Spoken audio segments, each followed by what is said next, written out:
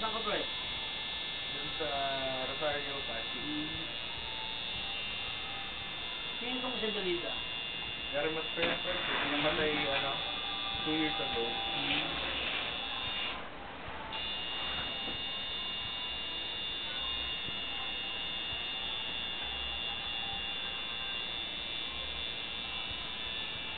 Hindi siya mawawala sa'yo. Yes. Mga yung sa Luis, yung pangalan ng lolo namin. So, sa father side, Luis namin.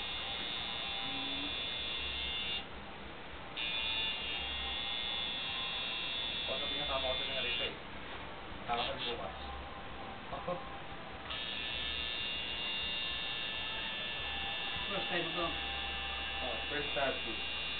Matagal ko nung pinaplano pero wala kayong mahanap na shop na malapit. Tapos nakakatakot dahil masakit daw. Ngayon? Nung umpisa, nakakatakot yung tunog. Pero wala, mga 1 minute lang. First minute. The rest, okay.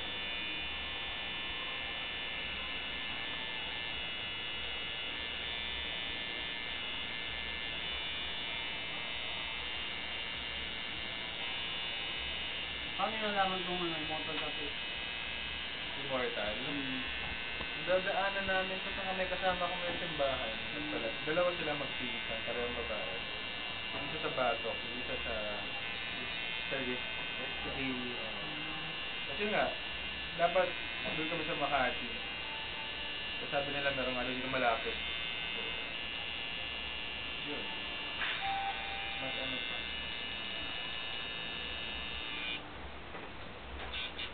Mas mura pa. Mas mura. Oo, mas mura.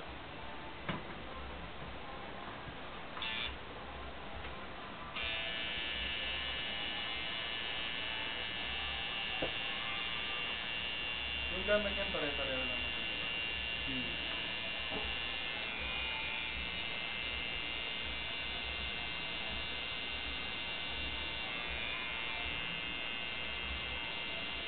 Ayan, banda dyan may konting sakit. Konting-konti lang, pero bearable.